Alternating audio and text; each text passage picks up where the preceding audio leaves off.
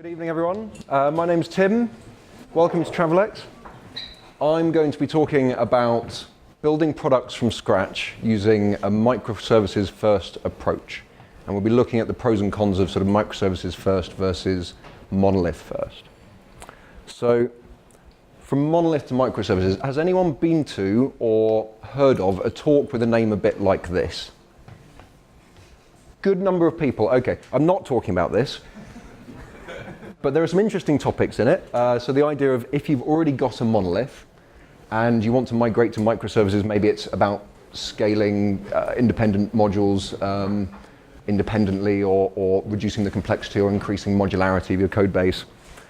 But that's not what I'm going to talk about. The working title for my talk was actually from microservices to microservices, because we don't have a monolith. We didn't start with a monolith. We started with a microservices first approach about 4 years ago. So I can talk a bit about our journey. Of course, starting with that, what I should have called it was actually from nothing to microservices. So I'll start with a bit of background about Travelex. Travelex is just over 40 years old. We started as really a bricks and mortar retail business selling foreign currency. Has anyone actually used us out of interest? Hopefully some people have heard of us before. Okay, not, okay. So, sorry, you can stay.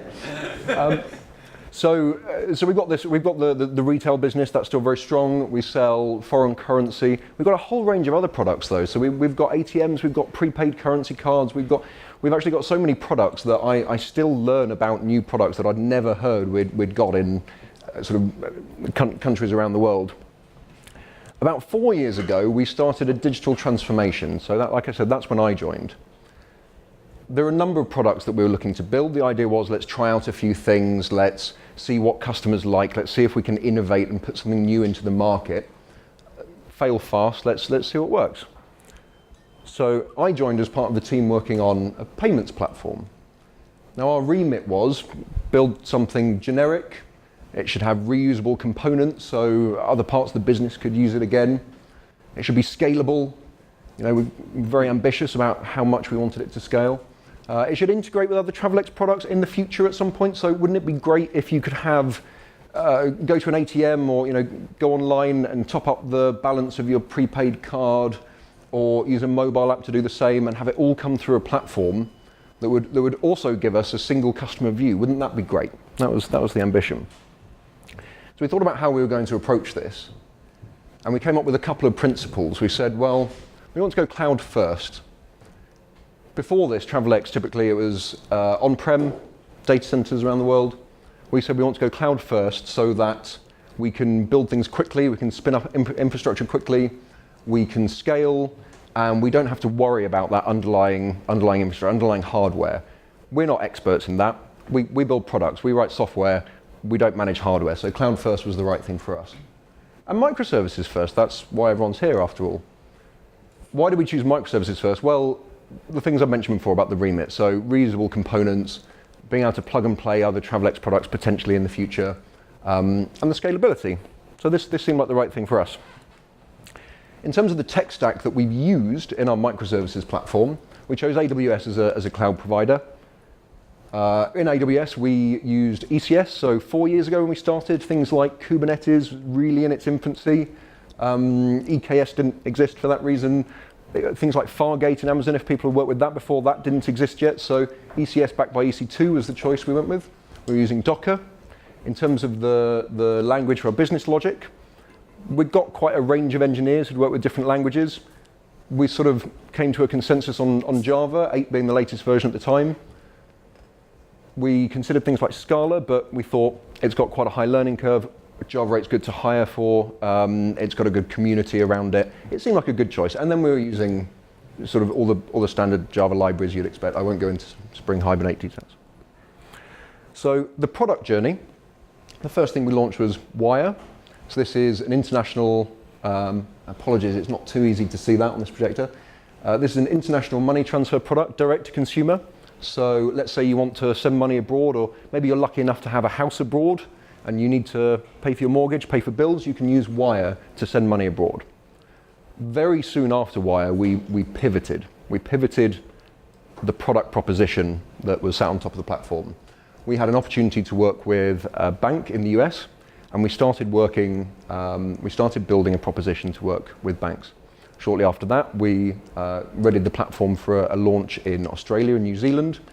And right now, what we're working on is more consumer-focused products with a global reach. I'd love to talk more about that, but I'm actually not allowed to. So, and again, I have to apologize. I put this on the projector just before starting this talk and realized how bad this diagram looks. It's for illustrative purposes, so use your imagination. This is the platform. This is what we had when we launched Wire. So Wire, the product, everything in blue is our microservices. And some of these white things, this is sort of third parties that we use, so calls coming out, other services that we use. So this was all right, we built this, and then we had this sudden pivot. And we have banks coming into the system as well. So we built a few new services. We also got a lot of reusability out of the existing services, which, great, box tick, that was part of the remit. We wanted to do that. Excellent. So what hurdles did we face when we were doing this? Well, I sort of made that sound quite easy. We did get a lot of reusability out of the services. There's a couple of new ones, but there were some fundamentally different concepts in the consumer business versus the bank business. So where you've got a direct consumer business, you've got customers, and actually you treat them as users that have usernames and passwords. You've got banks that connect into your platform, and they have their customers, they've got their support agents, and we've got our customer support agents. You've actually got a very different model for how you manage users and customers. So although the services didn't change much, some of the logic had to be drastically changed, and that was really difficult. And the problem is we didn't know to start with. We didn't know we were going to make this pivot. We didn't know, and we couldn't prepare for it.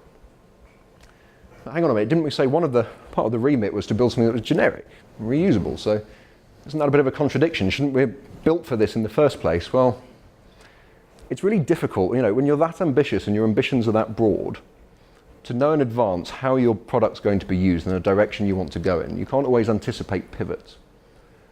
So it's really difficult. You don't have a full understanding of your domain yet.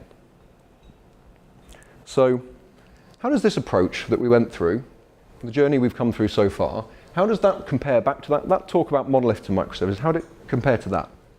What I said was we don't know about our full domain knowledge up front. We don't know what the product's going to do.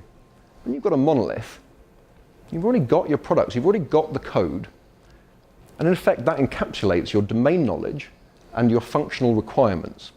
You know what inputs you can give to the system, you know what you get out of it.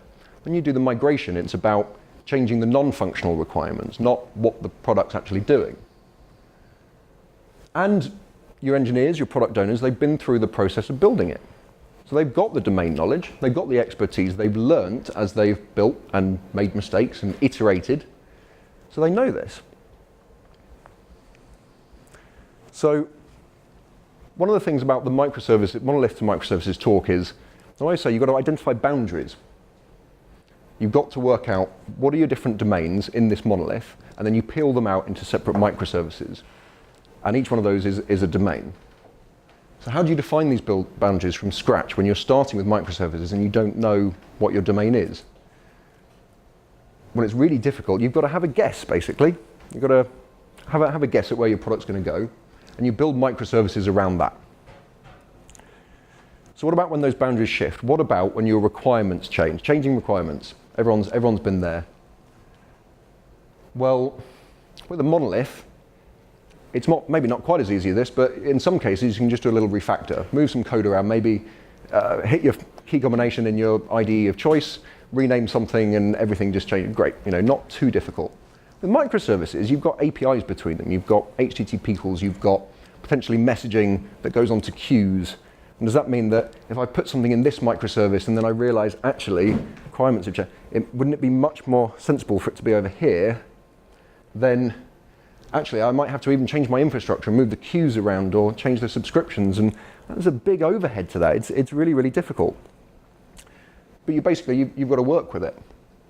So how did we tackle this? Well, 4 years ago when I first joined, we had quite a small team. We had maybe 8 people. And we structured the team around the whole platform. So we said, one big team across all the platform, which means that we can rationalize what should go where, and if things change, then we move them, and the whole team's got a view across this.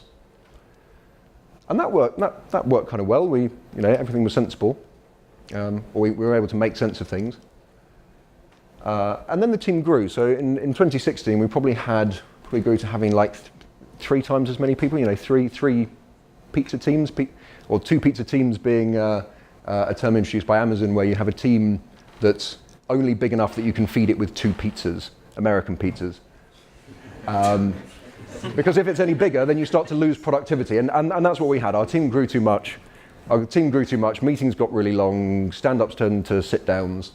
So we split the teams. We had sort of maybe 3 distinct work streams. We split teams around the work streams. And that worked well because each individual team had ownership of that work stream. They could focus on that and they could deliver. But all 3 teams, they were still working across the entire platform.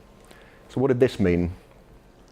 Mostly merge conflicts, because everyone was touching the same code. The difference was the teams weren't talking to each other in the same way they were when we had one big team.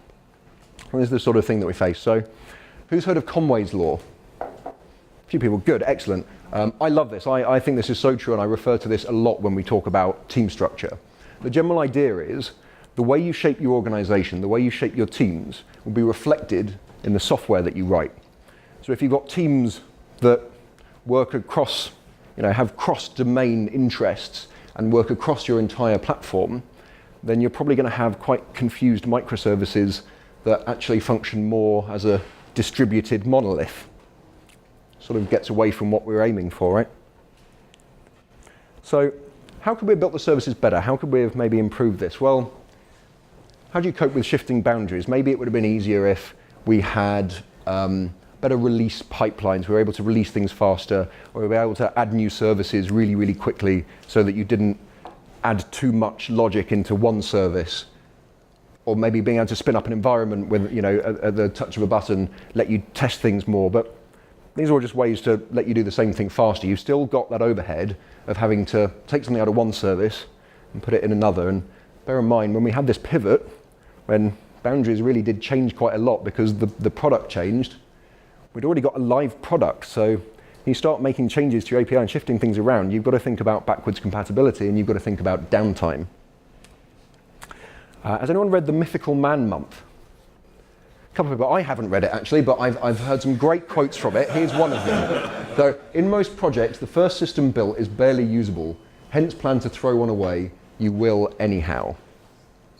So with Wire, we'd built that. Now it was good, we got some reusability out of it.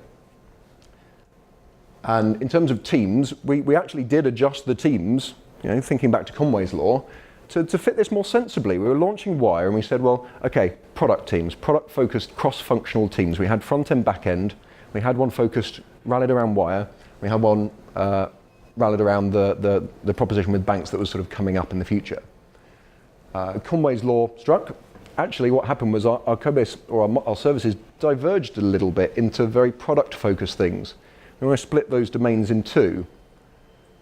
And whilst we got a lot of reuse out of the services we built for Wire, a lot of those services were working independently of the services. So maybe not this great use of domains that we've talked about. So we'll come back to this nasty diagram that people can hopefully just about see. So we had Wire. We introduced this integration with banks, a few new services.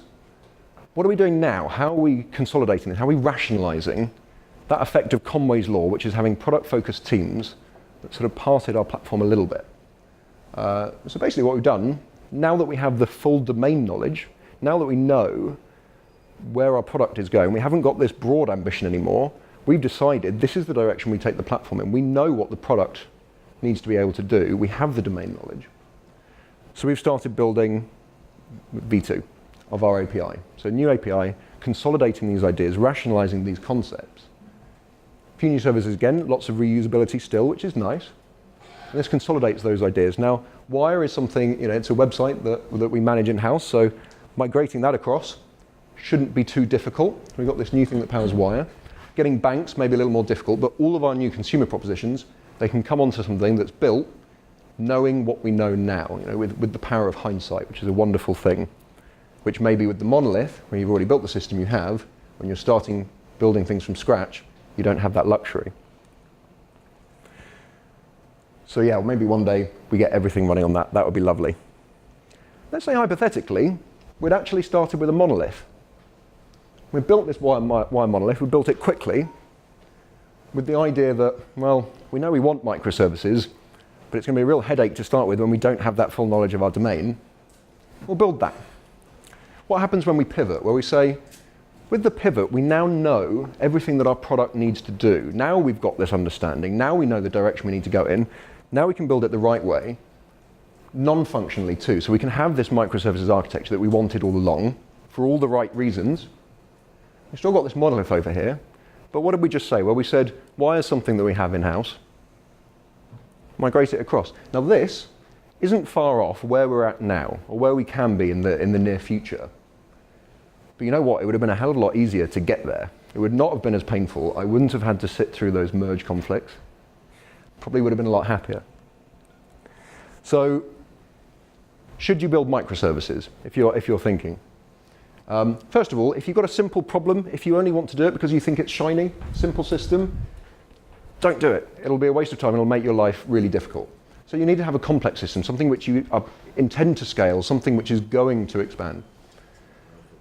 If you've got a known domain, if you know what your product's going to be, or if you're in the scenario where you've got your monolith already, therefore it's a known domain, yes, use microservices, they're brilliant, I really like them, at that scale. If you don't know the domain, yes, build microservices, but not from scratch. That's what I would do with hindsight. If I could go back, I would have actually gone monolith first. And I would have planned to do it. So the idea of throwaway architecture, there's nothing wrong with it. If you know that you're going to build something for the sake of learning, focus on working out what the functional requirements are, then worry about how it scales. It's actually a lot quicker and a lot simpler. So don't get ahead of yourself. Don't try to optimize prematurely. A lot of people say plan to, well, don't worry about failing, fail fast, these sorts of ideas. I say plan to learn. If you build something and then you throw it away, don't see it as a failure. Think about what you're going to learn from it, think about why you're doing it and what you're going to achieve from it. And there's much more than just having a big code base at the end of it. It's the learning that you've got and the knowledge that you have about the domain, the expertise that you've picked up along the way. And lastly, I think actually people are more important than tech.